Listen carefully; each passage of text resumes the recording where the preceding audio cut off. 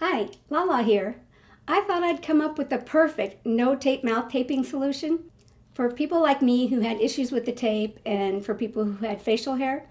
Oh, and I was really pleased to find how helpful it was for CPAP users. But it turned out there was more work to be done. I read every comment and was determined to find solutions for the two concerns that you had that were keeping this from being perfect. Some fearing the possibility of choking, and some experiencing excessive saliva. After several months of trial and error, I'm excited to tell you I found solutions for both. Let's go perfect this thing and make a safety strap. Here it is. And in case you can't see that, here's another option. Just as I had mentioned in part 1, this is not for children. I'm not giving you any medical advice. I'm not a doctor of any kind. I'm simply sharing a solution that I came up with for myself that had a huge impact on my ability to get a great night's sleep. We're going to pick up where we left off in part 1 with our trimmed mouthpiece.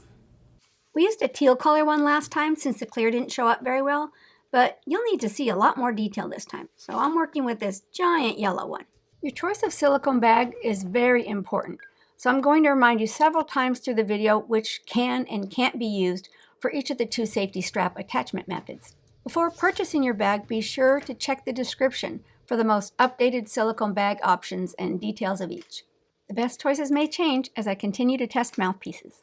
But for now, let's get to what you need to make your safety strap. All three of these brands of bags will work with the tiny hole punch method I'll be showing you first. Okay, this is the most important part of the safety strap. It's the part that's going to be in your mouth, so it has to be something like this elastic dental thread. Orthodontists use this to tie things to braces, so you know it can be in your mouth for a long time, certainly as long as your mouthpiece is going to last. And here's what not to use. This stretch cord explicitly says, do not put this in your mouth. And neither of these kinds of monofilament line are acceptable either. I'm talking to you, Mark. He was trying to guess what I was going to use. In fact, don't even use them for testing, so you won't risk mistaking them for the correct thread. However, this flat dental floss would be good for testing, especially if you just wanted to try a mouthpiece for a night before ordering the dental thread. You'll also need some kind of clip to attach to your clothing. This one's for pinning fabrics together, and this one really is a binky strap. This is the 1 mil hole punch you need. I'll have a link to this exact one in the description. See how tiny the 1 millimeter hole is compared to a standard 1/4 inch punch? Here's method number 1, the tiny hole punch method. This first method I'm going to show you with the 1 mil tiny hole punch will work with all three bags. I find the .03 dental thread works best with the 1 mil hole, and with holes in either of these spots, you shouldn't have any problem with excessive saliva. That's how I'll be making this first one, and I'll be using a stretch clip. The part that's going to connect to your mouthpiece is the dental thread, and the knot I use for this one is called a surgeon's loop. There's a lot of other knots you could use if you don't like either of the ones I'm going to show you. Just search for knots that won't come untied. With the 1 mil hole punch, you need to use the .03 thread. Otherwise, the hole will be too big. So this red yarn is my .03 dental thread. Starting from the front of the mouthpiece, go through one hole with your thread and pull it back out the other. The back, which is against your teeth, will look like this. Keeping the lines side by side, make a loop. Now, pass the two strands through the back side of the loop once and pull it through, and then a second time. And pull that all the way through. Now pull both ends to partway tighten down the knot. With the dental thread, you'll need to wet it before you tighten it down really snug. There's your first knot. Now you're going to do the same thing on the other side to make a little loop for that stretch cord to attach to. With our threads side by side, make a loop and pass it through the back twice. And then tighten it down. Now just cut off those loose tag ends and you're ready to attach your stretch clip. I got these clip straps on Amazon in a pack of 6. There was a gold one too, but I gave that one away already. Even though I didn't feel like I needed 6, the 6-pack was a really good deal.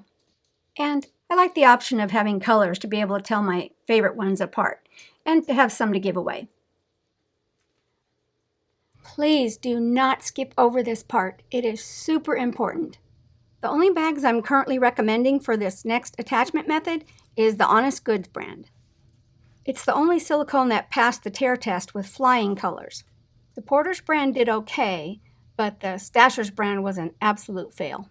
This mouthpiece is the Honest Goods brand. I mean, seriously, look how hard I'm pulling on this. You'll never have to pull on it this hard. You may be shocked seeing this mouthpiece, but don't worry, it was not part of my controlled testing. Let me explain what happened here. This is what made me realize my solution was going to work. So obviously I sleep with my binky. I should probably call it my mouthpiece when I'm talking to you. I sleep with it every night, and sometimes I have trouble waking up in the morning because I'm sleeping so well. So if I wake up a little bit, I have to pull it out right away or I'll just be back to sleep. So I go back to get it and wash it like I do every morning, and it's gone. I go walking out of my room, and there's my dog chewing on something. And I realize what he's got, and I'm yelling, "That dingo's got my binky!"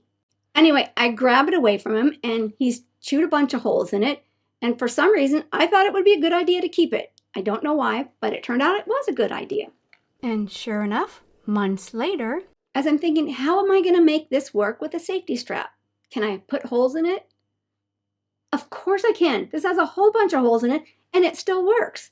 So if I make tiny holes, it should still work, and it did. But they look like little slits until you pull on it.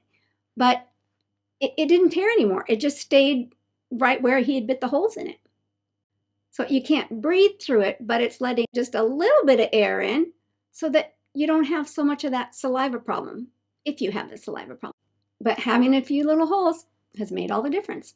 And I'm really hoping it makes a difference for people that commented and said it was great, except they had, I'm trying to think of the words. Some people said excessive saliva, but somebody said something pretty funny.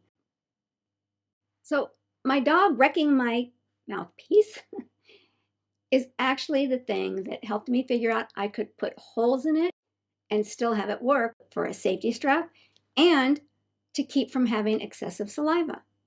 And here's attachment number 2, the needle method. It's simple, and I like simple.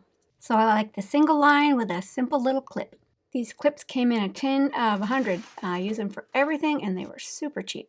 For this version, you need the 0.25 dental thread. This was the perfect set of needles for the job. As with everything else, the link will be in the description. Of course, your trimmed mouthpiece, a pair of tweezers, and a utility knife with a fresh blade. Before we get started, I wanted to mention I cut my mouthpieces out differently from how I showed you in the prior video. I'm pretty diligent about not wasting resources, money, or even time for that matter. And having made so many of these, I've gotten better at getting the most mouthpieces possible out of each bag. If you're using a paper template like this, I recommend using clips to hold your silicone to the template. Otherwise, it moves around a lot, and you'll end up wasting some, and you won't have super clean cuts. If it would be helpful to have a template to work from, let me know in the comments, and I'll make some in a few sizes that you'll be able to download. With this needle method, I'm going to jump between showing you how to do this making a real mouthpiece and making an oversized one with embroidery thread. Because using embroidery thread doesn't really show you all the actual steps you need to take working with the dental thread. I hope this doesn't end up looking confusing, because it's actually really simple. If it's not clear enough, comment with any questions you have, and maybe let me know if you think doing a Q&A video would be helpful. Take a minute and decide where you think you'll be most comfortable having your knot. It really is so small, you may not notice it no matter where you put it. If you can easily thread the needle with your dental thread, then your needle is too big. Thin down the tip, and then cut a sharp little edge so you have a point. And even after you've done that, it still shouldn't be easy to thread. This 0.025 stuff is really thin and hard to see, so it could be helpful to use a pair of tweezers. And finally, success. I'm jumping back to the oversized one now with embroidery thread, so you'll be able to see better. The embroidery thread is our 0.025 dental thread. With your needle, come from the back of the mouthpiece, out the front, move over just a little bit, and go from the front to the back. Working from the back side of the mouthpiece, for the needle method, I like to use a bowline knot because it's really small. You should have a short end and a long end. Take the long end and loop it on top of itself. Then take the lower part of the thread and push it through from the back side to make a little U shape.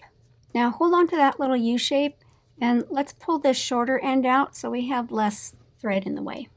And take the short end and go from right to left through that little U and bring it back over to the right side.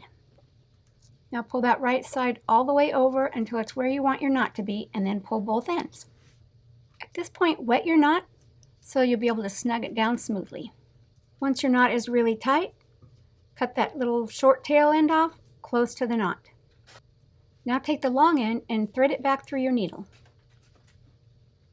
Pull the knot over to one side so you can see where you came through with the needle, and then you're going to try and pass through the exact same spot, going from the back side and pulling it out the front. And now we're going to attach the clip. I'm going to show you the simple clip this time. Give yourself enough room to do another surgeon's loop, make a loop, and go through the back side twice. And just tighten it down. And then cut off the tag end. As for cleaning, I wash this every morning in really hot water and dish soap. As I'm washing it, I'm inspecting it for any changes, feeling for any tears, and checking the knots. I've never actually had one show any damage. Well, except for the one my dog stole. Then I dry it with a paper towel and keep it in one of these ventilated mouthguard cases. Then once a week, I let it sit in boiling water, like a little tea bag, to sterilize it. If you happen to be somebody who has more trouble with sleeping other than just mouth breathing, so did I. Just a little heads up, I'm going to be doing a video on the 3 things I did that took me from being an insomniac to a super sleeper. Thank you so much for those of you who are supporting my channel. It means so much to me. I'm a small channel. I don't have sponsored videos. I'm not the kind of channel who's testing products that I can spit something out every week. And it takes me a long time to be comfortable enough to share something with you, especially something like this. This is more than 2 years in the making. So you can see the other videos and see all the progress that I made along the way. And hopefully this is it.